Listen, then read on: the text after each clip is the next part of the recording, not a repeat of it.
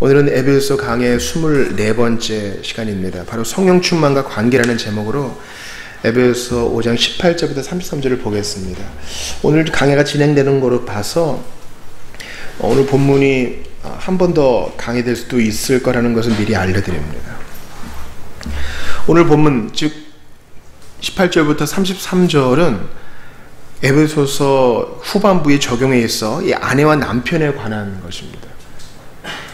그런데 이 적용에 있어 아내와 남편뿐만 아니라 6장으로 넘어가면 자녀와 부모의 관계를 또 다루는 것이 나오고, 그 다음에는 또 종과 상전, 이것은 당시 문화니까 오늘날로 따지면 직장에서의 문제를 어떻게 다루어야 되는지 그 자세를 다룹니다. 보세요.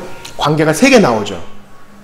남편과 아내, 남녀의 문제, 자녀와 부모, 가정의 문제, 일터에서의 상급자와 또 나와의 문제, 이렇게 나와 있어요. 이것이 어디에 딸려 나오는 것이냐? 바로 성령 충만 다음에 나오는 것입니다.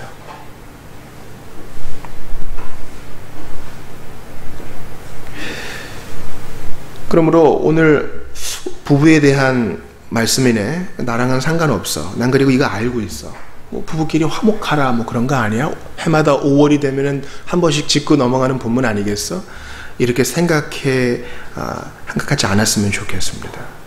왜냐하면 이 교리적 문제와 맞물려 있기 때문입니다. 눈치채셨는지 모르겠지만 아내와 남편을 직접적으로 다루는 22절부터 33절에서 아내와 남편에 대한 말씀 사이사이에 교회와 그리스도의 이 비유가 계속 들어와 있어요. 즉 남편과 아내 사이의 화목은 교회와 그리스도 사이에 일어난 일이 근간이 된 비유이기 때문에 이것은 단순히 적용이 아닙니다. 그러므로 혼자 사는 사람, 결혼과 관련이 없는 사람이라 할지라도 어떻게든 우리는 다 가정과 연결되어 있고 또 연약한 가정을 붙들어주기 위해서라도 오늘 본문을 배워야 하는 것입니다. 다시 한번 앞에 했던 얘기를 반복합니다. 5장 후반부와 6장 전반부는 관계가 3개 맞물려 나온다 그랬죠? 남편과 아내의 관계, 자녀와 부모의 관계, 또 직장에서의 관계 말이죠. 즉 성령 충만한 사람의 특징은 바로 관계에서 드러난다는 것입니다. 이거를 착각하시면 안 돼요. 어떤 사람이 교회에서 쓰는 말을 아주 은근슬쩍 잘합니다. 아주 뭐 구렁이가 담 넘어가듯이 아주 유창하게 말을 잘해요. 또 개인의 도덕성이나 영적 경험도 성령 충만한 삶이 드러나는 1차적인 것이 아닙니다. 성령 충만한 사람은요, 하나님과의 관계가 회복됐기 때문에 사람과의 관계에서 그 특징이 확연하게 딱 드러납니다. 본문이 그걸 말해요. 그러므로 아무리 개인이 나는 잘하고 있다고 생각한다고 해도 관계에서 실패한 사람은 성령 충만한 사람이라 할 수 없는 것입니다. 성령 충만은 반드시 관계에서 열매를 맺게 되어 있습니다. 특별히 오늘 본문은 남편과 아내에 대한 거죠. 이 결혼의 타락은요, 이 결혼은 하나님께서 제일 처음 또 가장 사회의 작은 단위로서 하나님이 직접 세우신 제도잖아요. 만약에 결혼이 타락해서 무너지면 이 도미노 여러분 아세요? 작은 거 하나 톡 넘어뜨리면 우수수수 큰 것까지 넘어지잖아요. 성냥꽉 하나 이렇게 넘어뜨렸는데 나중에는 시멘트 벽도 넘어뜨릴 수 있는 거 아니에요? 그 연쇄작용이 그렇게 무섭습니다. 마찬가지로 결혼이 타락하여 무너지면 다른 제도들도 이어서 필연적으로 타락하고 무너집니다. 왜냐하면 모든 사회의 기초요 근간은 이 가정이기 때문에, 가정의 가장 최소는 바로 남편과 아내이기 때문에 남편과 아내의 문제에 있어서 타락과 넘어짐이 있다면 이건 사회 전체로 다 확산되는 것입니다. 또한 결혼이 타락하고 넘어지는 것을 방관한다면 그것은 하나님을 대적하는 것입니다. 왜냐하면 하나님이 결혼의 창시자이기 때문입니다. 직접 그분이 설립하셨기 때문입니다. 이것은 명령이지요. 그러므로 결혼을 무너뜨리려는 마귀의 교활하고도 집요한 강력한 공격을 신자들은 잘 인지하고 분별해야 되겠습니다. 이 본문을 받는 1차적인 수신자인 에베소 교인들을 생각해 봅시다. 당시 에베소의 분위기를 생각해 보죠.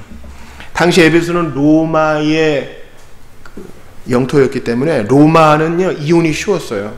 로마에 관련된 책이나 뭐 드라마나 영화나 하나 보셔요. 그럼 파티를 하다가 당신과 이혼하겠어 하면 이혼이 성립된 거예요. 이혼이 그렇게 쉬웠습니다. 정략적인 결혼과 이혼, 그리고 정욕에 빠진 결혼과 이혼이 그만큼 많았던 것이죠. 당시 에베소는 가정과 결혼을 경시하는 문화가 편만했습니다. 우리 4세기에 어거스틴이 수사 교수가 돼가지고 사생활을 10대 때 낳아가지고 나중에 아디오다투스 그 아들이거든요. 아들이 장성할 때까지 키우고 그랬잖아요. 근데 그 당시에 4세기만 해도 로마 시대잖아요. 로마 시대 때는 그렇게 결혼을 하지 않은 사생활을 키우는 일이 아주 흔했다는 거예요. 그러니까 이제 어거스틴도 그중 한 사람이었던 것이죠. 당시 에베소의 분위기가 그랬습니다. 또한 에베소에는 아데미 여신을 중심으로 한 음란한 문화가 있었습니다. 신을 자극하려면은 뭔가 술 취함과 자극적인 것들이 있어야 되기 때문에 그 음란한 문화 속에서 가정이 해체된 것입니다. 그 분위기에 사는 에베소, 그 과거를 가지고 있는 에베소 사람들에게 지금 이 편지가 전달되고 있다는 것을 기억하세요. 우리와 마찬가지의 사람들이죠. 오늘날 많은 사람들이 결혼을 경시합니다. 미혼 남녀들이 결혼을 좀 싫어하는 이유 중 하나는 결혼하고 나서 행복한 사람을 본 적이 없다는 것입니다. 좀 추우신 분이 있으면 그 1도만 좀 올려주시면 좋겠습니다. 예. 결혼하고 나서 행복한 사람을 실제로 본 적이 없기 때문에 그거를 내가 왜 해야 돼? 이렇게 반문하는 사람이 많다는 거예요. 근데 오늘 본문에 18절부터 읽었으니까 20절 보세요. 제가 18절부터 읽은 것은 성령 충만이 관계로 드러난다는 것을 알려드리기 위했던 것입니다. 자, 20절 같이 읽어볼게요. 오늘 본문 5장 20절 시작. 범사에 우리 주 예수 그리스도의 이름으로 항상 아버지 하나님께 감사하며. 감사의 삶은 성령 충만한 당연한 결과입니다. 감사를 해야지 억지로 짜내는 그것은 상당히 오만한 것이요, 어설픈 연기입니다. 나는 감사해야 돼. 막 억지로 짜내고 미소를 만면에 짓는 것, 그것은 주님 원하시는 게 아닙니다. 성령 충만한 자는 감사가 강처럼 흘러나옵니다. 그러므로 이 감사는 의무요 명령임을 알 수 있습니다. 우리는 위로에 대해서만이 아니라 성별된 고난에 대해서도 감사해야 합니다. 또 우리뿐 아니라 다른 사람들에 대한 하나님의 호의에 대해서도 감사해야 합니다. 즉 성령 충만이 감사로 이어지며 이는 명령이라는 걸 배웠어요. 19절도 볼게요. 19절 시작. 시와 찬송과 신령한 노래들로 서로 화답하며 너희의 마음으로 주께 노래하며 찬송하며. 즉 이 모든 것이 성령 충만의 결과입니다. 노래, 예배, 감사, 복종, 이게 떨어진 게 아니에요. 근데 노래하고 예배하는 데에서는 성령 충만이 적용되는데 익숙한 가정에서는, 또 만만한 사람들이 있어 보이는 가정에서는 그게 이어지지 않는다면 이때 이제 마귀가 기뻐할 노릇이라는 것이죠.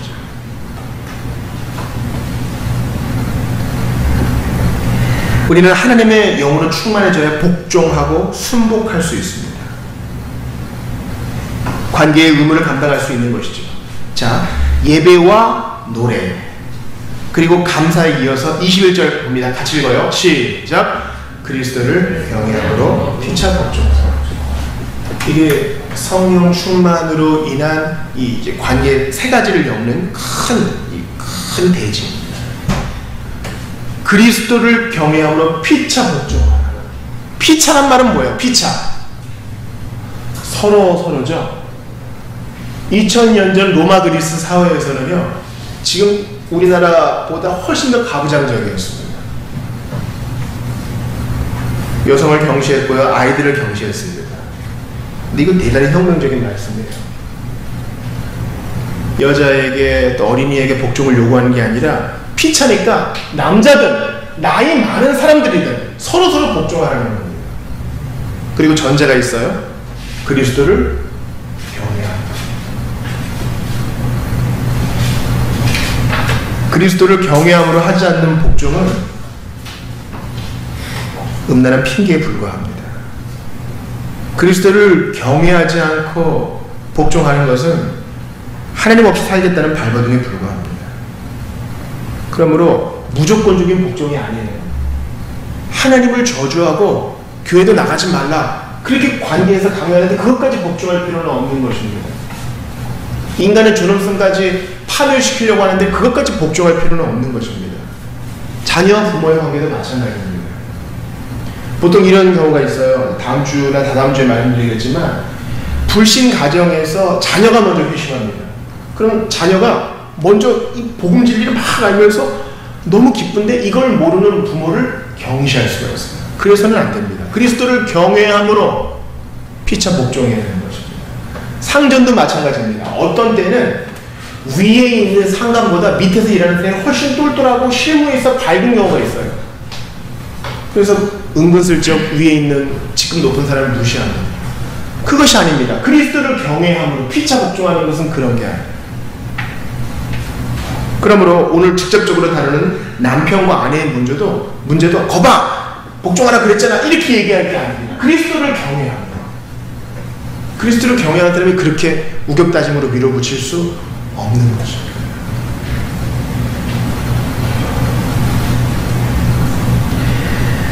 그러면서 먼저 이 아내들에 대해서 먼저 명령을 하죠. 이것에 대해서 거북한 마음을 갖지 마십시오. 왜냐하면 지금 복종에 대해서 얘기하고 있기 때문에 아내의 얘기를 먼저 하는 겁니다. 그리스도를 경외함으로 피차 복종해야 되는데 남편과 아내 사이에서는 복종이 그 아내의 일이다 이렇게 얘기하는 겁니다. 왜냐하면 그 아내는 교회를 드러내니까 교회가 그리스도에게 복종하는 것을 드러내기 때문에 편의상 그렇게 한 것입니다. 자, 22절 보세요. 아내들이여 자기 남편에게 복종하기를 주께 하듯하라. 그러니까 유일한 복종의 대상은 예수님입니다. 예수님의 명령까지 어긋나게 하는 복종은 바르지 않은 거예요. 그건 지켜서는 안 됩니다. 그러면서 23절 오늘날의 유행과는 다른 얘기합니다. 같이 읽어볼게요. 시작. 이는 남편이 아내의 머리되니 그리스도께서 교회의 머리된가 같으니 그가 바로 보면 주십니다. 남편이 아내의 머리가 된다고 합니다. 요즘 세상에 이런 얘기하면 돌발될지도 몰라요. 교회니까 조금 안전하지. 그리고 익숙한 얘기가 아니에요. 남편이 교회의 머리 되는. 잘 들으세요. 이것은 성경의 가르침이기 때문에 마음에 새기셔야 돼요. 남편이 머리 됨이 이것은 비유인데 그리스도께서 교회의 머리 된 것 같으니 몸으로 비유해 봤을 때 예수님은 교회의 머리가 되시고 우리는 몸뚱이가 되어서 그 몸의 각 지체를 맡고 있어요. 어떤 지체는 손을, 어떤 형제는 발을, 어떤 자매는 심장을, 어떤 형제는 눈에 보이지 않지만 가장 중요해 보이는 간을. 예수님이 교회의 머리인 것처럼 가정에서도 남편이 머리가 된다는 것입니다. 그가 바로 몸의 구주시라는 겁니다. 우리는 머리 이렇게 얘기하면 그럼 뭐야? 나는 아무것도 아닌 건가? 이렇게 우열, 높고 낮음으로 얘기를 합니다. 그렇지 않습니다. 복종하는 것이 열등한 것이 아니에요. 머리 된 것이 우등한 것이 아니에요. 여러분 2002년에 우리나라에서 하늘 월드컵 열렸습니다. 그때 여러 요인이 있었죠. 우리가 상황까지 가게 된 거에 대해서 여러 분석 요인이 있어요. 자국에서 했고 선수들도 훌륭했고 또 우리나라 팬들이 많이 응원을 해줬고 그러나 상황까지 간 데 가장 큰 요인은 무엇입니까? 지도자를 데리는 거예요. 자, 훌륭한 선수들이 가득 모여 있습니다. 근데 너희들끼리 알아서 축구해 그러면은 동네 축구에서도 질지 몰라요. 지도자가 중요합니다. 그러나 그 지도자가 가장 우월하다 그렇게 얘기할 수 없어요. 필요상, 편의상, 기능상 지도자가 있어야 되는 것입니다. 여러분 국회 보세요. 막 의자를 집어던지려고 그러고 고성방가하고 마이크 꺼졌는데도 계속 얘기하려는 사람이 있을 때 어떻게 합니까? 국회 의장이 정리하죠. 체어맨이에요. 체어맨. 의장이었으면 도떼기 시장처럼 되는 겁니다. 그렇지만 의장이 국회의원 중에 최고다 이렇게 말할 수 없죠. 의장이 필요한 것입니다. 제가 자꾸 축구 얘기해서 죄송한데 선수와 선수로는 말도 안 되게 열등한 프랑스가 브라질을 이긴 적이 있습니다. 개인 기량으로는 브라질이 월등하죠. 그러나 주장이 잘했기 때문에 즉 지단이라는 주장이 잘했기 때문에 프랑스가 브라질을 이긴 적이 있어요. 그 사령관처럼 선수를 통제하는 그 지단이라는 주장. 그러나 지단이라는 선수가 주장이기 때문에 가장 훌륭한 선수다? 그건 아니에요. 필요로 인해서 지휘하는 것이죠. 마찬가지로 남편이 아내의 머리 된다는 것이 우열 관계에 해당되지 않는다는 것을 꼭 기억하세요. 하나님이 정하신 기능상 당신은 머리의 역할이요, 나는 복종하는 역할인데 이것은 기능상입니다. 이것을 우리 실론에 한번 적용해 봅시다. 모든 개신교는 다 삼위일체 교리를 믿고 있어요. 삼위일체 교리는 무엇입니까?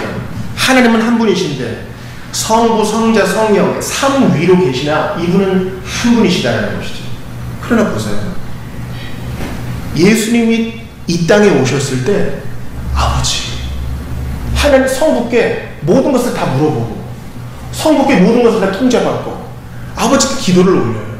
우리 눈으로 볼 때는 아버지가 더 높은가 보다 그렇게 생각이 되죠. 그렇지 않아요. 성부, 성자, 성령은 동등하게 영광과 찬양을 받으시기에 합당하신 분이요, 어느 한 위가 더 높거나 낮거나 그런 것이 아닙니다. 우리가 기도할 때 성령이 기도 많이 안 하거든요. 찬양할 때 성령이 많이 기도 안 해요. 뭐 통일 찬송가나 21세기 찬송가, 자비교회 찬송가를 봤을 때 가장 적은 분량이 성령께 대한 게 가장 적어요. 그렇다고 할지라도 성령님이 열등한 하나님인가? 그렇지 않습니다. 숨어 계시는 하나님일 뿐, 기능상 그런 것일 뿐, 어느 한 위가 더 높고 낮음이 없는 것입니다. 그러면 오늘 말씀을 그렇게 받으십시오. 관계상 복종과 다스림이 있는 것입니다. 우리가 이렇게 편협하게 페미니즘이건 또 남성 우월주의를 이것을 해석하는 이유는 세상 속에 들어온 죄 때문에 그런 것입니다. 말씀을 찾아볼게요. 오늘 세 군데 말씀을 찾을 텐데, 먼저 첫 번째 창세기 3장 16절을 찾아보겠습니다. 창세기 3장 16절 제일 앞에 있습니다. 성경 제일 앞에 창세기 3장 16절. 주님이 금하신 선악과를 따먹고 나서 그래서 이제 말씀하시는 것입니다. 10절 같이 읽습니다. 시작. 또 여자에게 이르시되 내가 내게 임신하는 고통을 크게 더하리니 내가 수고하고 자식을 낳을 것이며 너는 남편을 원하고 남편은 너를 다스릴 것이니라. 그렇습니다. 이것은 첫사람 이후로 주께서 정하여 놓으신 질서요, 우리가 죄 중에서 계속 인식해야만 되는 원리인 것입니다. 조금 더 불편할 수 있는 말씀을 볼게요. 고린도전서 11장입니다. 고린도전서 신약으로 넘어오죠. 11장.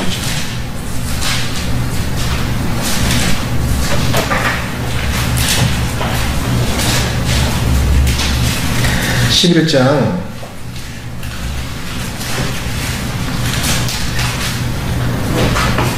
3절만 보겠습니다.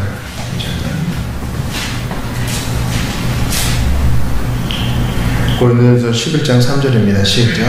그러나 나는 너희가 알기를 원하노니 각 남자의 머리는 그리스도요 여자의 머리는 남자요 그리스도의 머리는 하나님이시라. 그리스도의 머리는 하나님이시라. 그러면 그리스도보다 하나님이 더 높은가? 이른바 아리우스주의라는 이단은 그렇게 얘기했습니다. 그러나 이것은 직분에 대한 것이요 기능에 대한 것입니다. 마찬가지로 고린도전서 11장 3절에서 보듯이 여자의 머리는 남자예요. 우리가 이것을 말씀 그대로 받아야 합니다. 사도는 또 다른 곳에서 이렇게 얘기하죠. 선악과를 누가 먼저 따먹었느냐, 여자가 그런 것이 아니냐, 그렇게 얘기합니다. 그것은 여자 혼자의 책임이다 그렇게 얘기한 것도 아니에요. 그것은 사실 그대로 진술한 것에 다름 아닙니다. 그러므로 이 복종과 다스림을 우열관계로 절대 보지 마시기를 바랍니다. 아내에게 복종을 얘기합니다. 이것이 성령 충만으로 인한 관계의 특징이라고 그랬죠. 성령 충만한 사람만이 제대로 자발적으로 복종할 수 있어요. 복종은 뭐 개처럼 기는 것이 아니에요. 그리스도를 경외하고, 당신이 그리스도를 경외함을 방해하지 않는 이상, 내가 섬기는 하나님을 섬기는 신앙 양심에 거스르게 하지 않는 이상 나는 당신을 머리로 인정합니다 라는 것입니다. 그러나 이 성령 충만과 반대되는 이 술 취함, 즉 쾌락에 중독된 사람은 누구에게도 복종하지 않습니다. 그것이 뭐 약물이든 술이든 뭐 노름이든 자기 취미든 그런 것에 중독된 사람은 절대 복종하지 않고 오직 나에게만 관심이 있습니다. 그래서 여러분 술자리나 노름자리에서 그렇게 많이 싸움이 일어나는 이유가 복종하지 않기 때문에. 복종하려면 성령 충만해야만 합니다. 그렇지 않은 곳에 싸움이 일어납니다. 자, 관계 3개 다시 기억해 보세요. 남편과 아내, 자녀와 부모, 직장에서 상사와 하급자. 왜 싸움이 일어납니까? 성령 충만하지 않아 복종하지 않았기 때문에. 한 사람이라도 그걸 해야 되는데 그렇지 않은 곳에 싸움이 일어나는 것입니다. 여러분 뉴스 보면 국가 간의 뭐 싸움 같은 거, 또 국가 간의 싸움, 갈등, 팔지 않고 사지 않고 무기를 증강하고 이런 거 나오죠. 그런 거는 다 별거 아니에요. 개인의 일들이 확대된 거예요. 서로에게 복종하지 않기 때문에. 국가 간의 일들이 대단히 고상하고 고차원적이라고 생각하지 마십시오. 개인의 일들의 확대에 다름 아닌 것입니다. 그럼 어떻게 해야 됩니까? 보통 믿는 자건 안 믿는 자건 결혼해서 남녀가 싸우게 되면 자존심의 대결이 이어집니다. 난 네가 죽을 때까지 절대 물러설 수 없어. 이건 내가 절대 타협할 수 없는 거야. 이건 네가 잘못한 거야.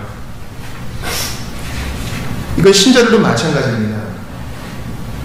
결혼할 때 하나님 앞에서 서약하고 약속하고 증인들 앞에서 확증한 것이 아무것도 아니게 되버리죠. 성경은 복종하라고 했는데 말이죠. 그것도 피차.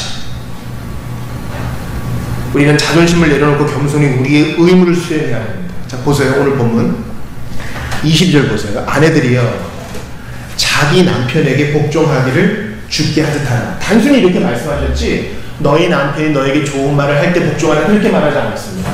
네가 할 말 할 때 복종하라 그렇게 말하지 않았습니다. 유일한 전제는 그리스도를 경외한 것, 그것밖에 없는 것입니다. 25절 같이 읽어요. 25절 시작. 남편들아 아내 사랑하기를 그리스도께서 교회를 사랑하시고 그 교회를 위하여 자신을 주신 같이 하라.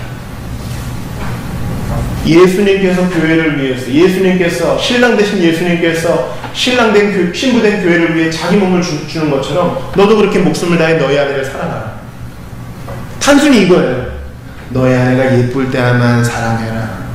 너희 아내가 집안 정리를 잘할 때에만 사랑해라. 너희 아내가 아기들을 잘 씻길 때만 사랑해라. 너희 아내가 재테크를 잘할 때만 사랑해라. 그런 조건이 없는 것입니다.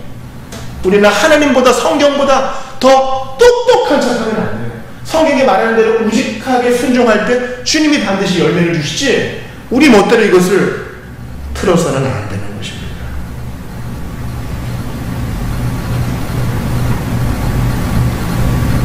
우리 마지막으로 찾아볼 성경을 찾아볼게요. 베드로전서 3장 7절입니다. 베드로전서 3장 7절.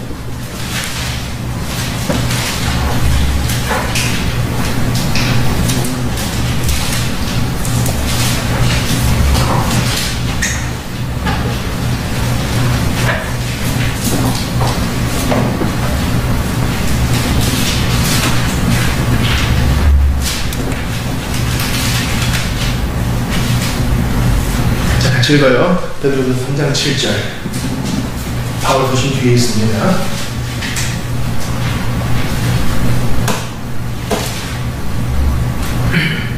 같이 읽어요. 시작. 남편들아 이와 같이 지식을 따라 너희 아내와 동거하고 그를 더 연약한 그릇이요 더 생명의 은혜를 함께 이어받을 자로 알아 귀히 여기라. 이는 너희 기도가 막히지 아니하게 하려 함이라. 그렇습니다. 지식을 따라 아내와 동거하고 그를 더 연약한 그릇으로 여기라고요. 이것 때문에 기분 나빠하실 분들이 있을지 몰라요. 그러나 말씀을 그대로 받으십시오. 연약한 그릇이라 하면 일반적으로 말해서 육체적으로나 혹은 정서적으로 연약할 수 있다는 말입니다. 개인에 따라 차이가 있을 수 있지만 그렇게 여기라고 했으니 형제들이 그렇게 받는 것이 유익합니다. 왜냐하면 그렇게 해야만 너희 기도가 막히지 않는 거예요. 여러분 기가 막히지 않아요. 어떤 사람과의 관계가 나만 잘하면 되는 게 아니라 배우자와의 관계가 하나님과의 교통에 영향을 준다는 거예요. 아내를 귀히 여기고 연약한 자를 불쌍히 여기지 않으면 기도가 막힌대요. 이게 놀라운 일 아니에요. 기도가 막히지 않기 위해서라도 아내에게 잘해줘야 된다는 것입니다. 안 그러면 기도가 막히니까. 기도가 막히는 답답함을 아세요?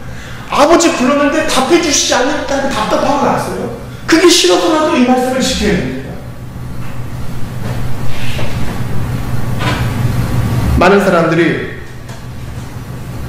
내가 하면 로맨스고 남이 하면 불륜이라고 하면서 은근히 이런 것들을 즐기려고 합니다. 그러나 파랑새는 먼 곳에 있지 않습니다. 행복은 먼 곳에 있지 않습니다. 어떤 사람들은 그렇게 생각합니다.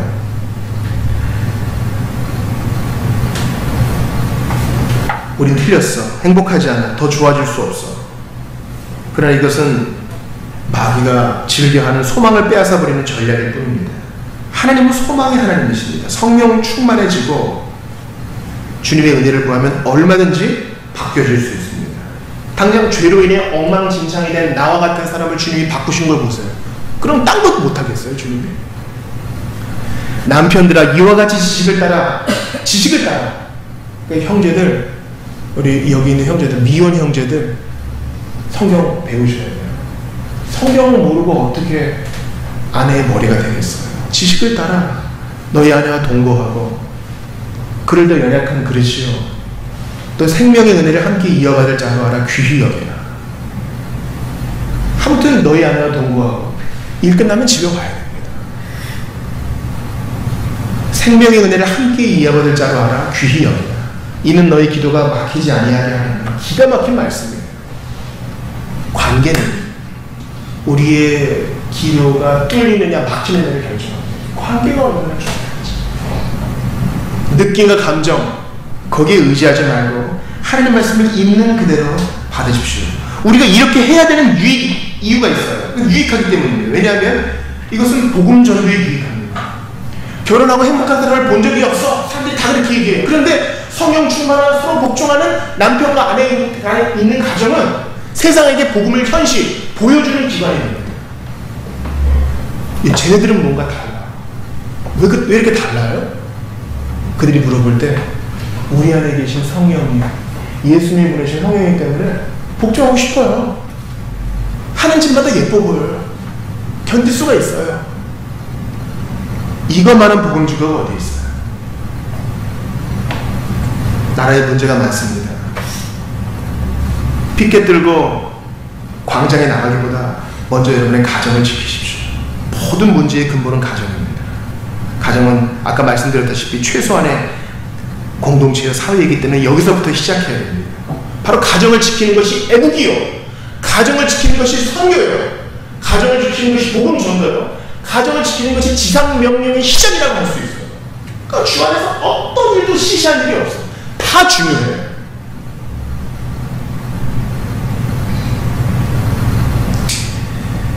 성령 충만하면 자발적으로 복종하고 싶어집니다. 성령 충만하십시오. 목숨을 다해 사랑하고 싶어집니다.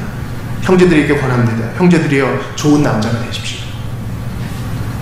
미래의 부인을 위해서 기도하십시오. 무엇보다 신자가 되어야 됩니다. 거듭난 사람이 되어야 됩니다. 내가 죄인임을 깨닫고 회심해야 됩니다. 그리고 성령으로 충만하십시오. 자매들이여 좋은 여자가 되십시오. 현숙한 여인이 되세요. 미래의 남편을 위해 기도하시고 현재의 남편을 위해 기도하세요. 무엇보다 신자가 되십시오. 회개하고 예수 믿으셔야 됩니다. 그리고 성령으로 충만하십시오. 지혜롭게 복종할 수 있는 길을 주님이 알려주실 겁니다. 한번 이런 예를 한번 들어보죠. 요즘 냄새가 너무나서 물려다 보면 시체가 썩어가고 있고 뭐가 떠올라서 보면은 토막된 시체가 떠오르고 이렇게 말도 안 되는 세상 속에 살고 있는 우리가 이런 예 한번 들어본다고 해도 크게 어렵진 않을 거예요. 자, 한 남편이 있습니다. 술 먹고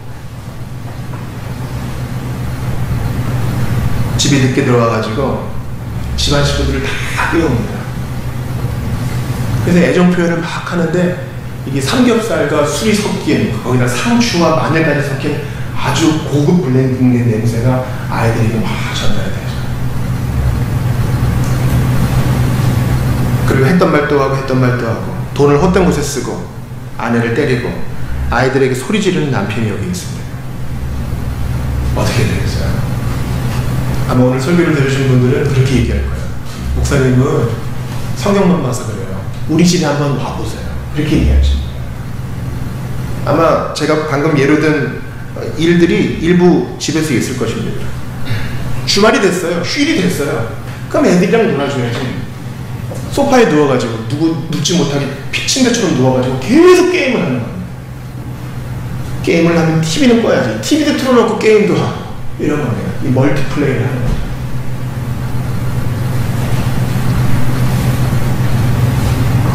애들이랑 놀아주지 않고 자기는 쉬어야 된다면서 가정에 소홀히 합니다. 그런 남편이 하나 있다고 생각해 보세요. 또 이번엔 이런 아내가 있다고 생각해 보세요. 아이를 씻기지 않습니다. 손톱이 칙합니다.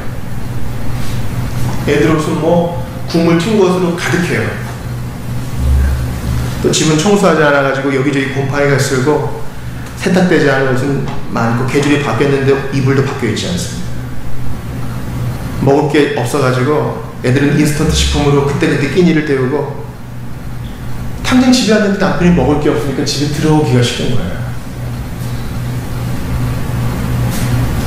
자산관리는 어떻게 했는지 벌어다 준 돈으로 저축한 것은 하나도 없고 계속 적자라고 하니까 자기가 투잡을 뛰어야 될지 쓰리잡을 뛰어야 될지 매일 고민이 많은 상황입니다.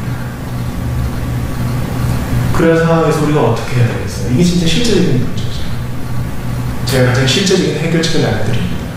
성령을 충만해 주십시오. 그러면 각 상황에 맞는 지혜가 떠오릅니다. 그리고 우리가 그랬습니다. 우리가 그렇게 말도 안 되는 남편과 아내의 역할을 했던 사람이었어요. 구약에 호세아라고 있거든요. 호세아 선지자가 음란한 여인을 데려다가 아내를 삼아서 결혼하라는 주님의 명령을 받아요. 그러니까 성경에는 창기라고 안 나오니까 그냥 음란한 여인이랑 옛날에 좀 놀던 여인이랑 결혼하라고 호세아에게 명령을 왔어요. 그것은 바로 그 당시 이스라엘의 현 상황을 보여주는 거예요. 음란한 여인이라도 결혼하시는 하나님의 사람. 호세아가 애를 낳습니다. 애를 줄줄이 낳아요. 그리고 또 놀러 나가요. 아니 새끼들이 지금 젖을 필요로 하고 엄마를 필요로 하는데 놀러 집을 버리고 나가는 거예요. 새끼들은 빽빽 울고. 하나님은 호세아에게 뭐라 그래요? 너 그 여자 데려와라. 그래요. 데려오라는 건 뭐예요? 그렇게 음란한 이스라엘을 향한 하나님의 사랑이에요. 포기하지 않고 쫓아갔어. 데려오는 거예요. 그 여자는 자기를 팔아버렸습니다. 유흥비가 필요했겠죠. 그래서 시장 가가지고 돈 주고 그 여자 사와요. 곡식 주고 그 여자 사온다고요. 그것은 바로 보혈의 값을 치르고 희생제물을 치르신 예수님 의미하는 거죠. 그래서 데려와가지고 조용한 들판에 데려와서 얘기하는 거예요. 뭐 때리고 그런 거 없어. 내가 너에게 이렇게 사랑을 보였으니 앞으로 잘해라. 예수님이 우리를 대하신 방식이 그래요. 강압했으면 한 대 때렸으면 마치 이러한 극단적인 남편과 아내가 있을 때 도저히 못 살아. 그냥 집을 뛰쳐나가 버리는 남편과 아내가 있을지 모르지만 예수님은 그렇게 해요. 야, 나 너 같은 애 보니까 다시는 상관하고 싶지 않아.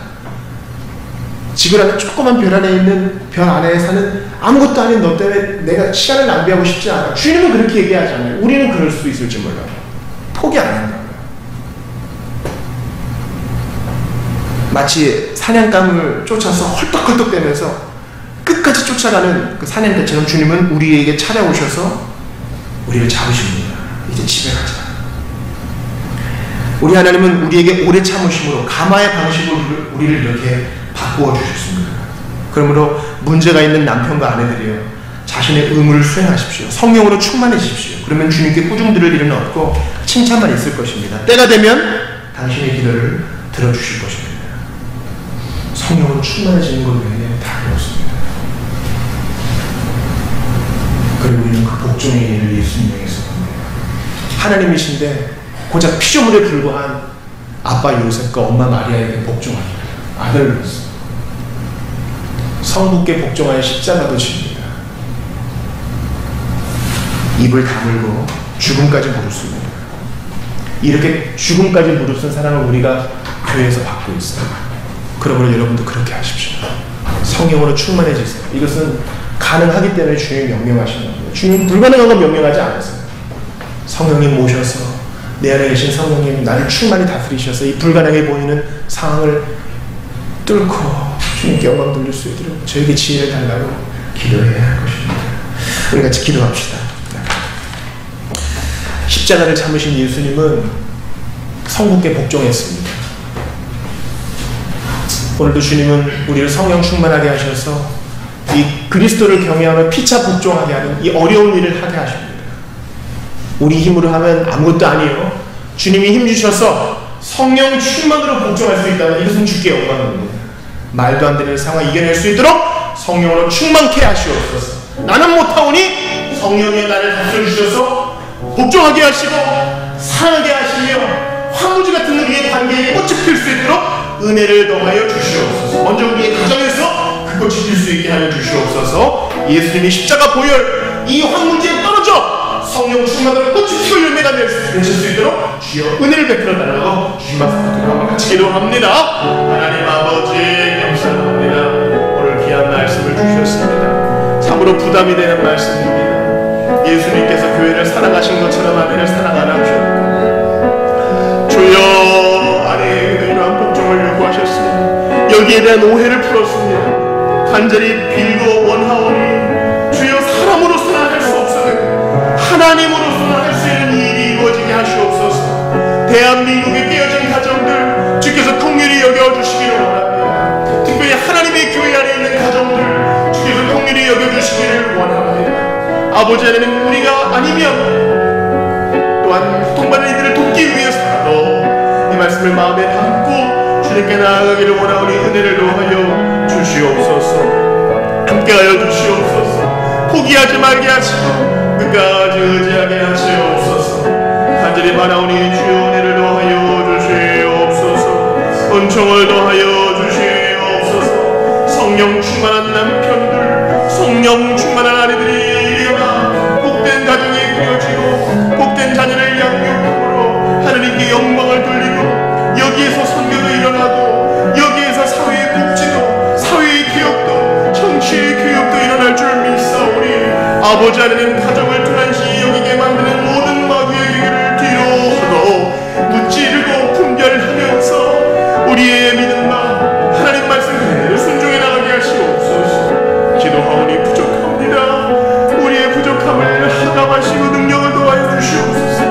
요청합니다. 충만해 주시고 요청합니다. 분별해 주시고 요청합니다. 사랑해 주시고 요청합니다. 자발적으로 복종하게 하시옵소서. 예수님 이 땅에서 주님이 세우신 분이 복종하신 예수님 그 은혜를 더하시사 나도 그렇게 할 수 있게 도와주시옵소서.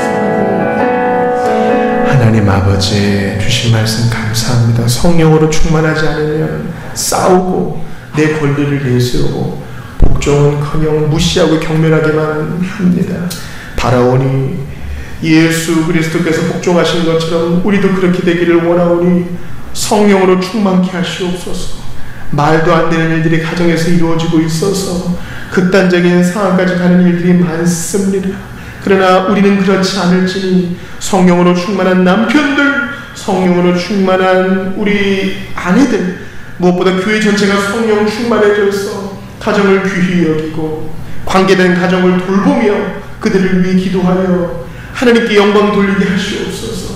나름대로 이것저것 주어들은 말이 많을지라도 하나님보다 똑똑한 척하지 말게 하셔서 겸손히 오늘 이 말씀을 받아 하나님 기뻐하시는 뜻대로 황무지와 같은 우리의 가정 있다면 그곳에서 예수님의 보혈로 말미암아 꽃을 피울 수 있도록 열매 맺을 수 있도록 기적을 베풀어 주옵소서. 우리 힘으로 못하는 걸 아십니다. 우리 능력으로 못하는 거 아십니다. 우리 힘으로 사람도 할 수 없고 목적이 흉내를 낼 수 없사오니 성령으로 충만하게 하셔서 정말 주님 기뻐하시는 가정을 꾸리게 하시고 그런 가정을 돕게 하여 주시옵소서. 죽기까지 십자가에서 복종하시는 그래서 그 사랑을 오늘도 우리에게 부으시는 주 예수님 이름으로 기도하옵나이다.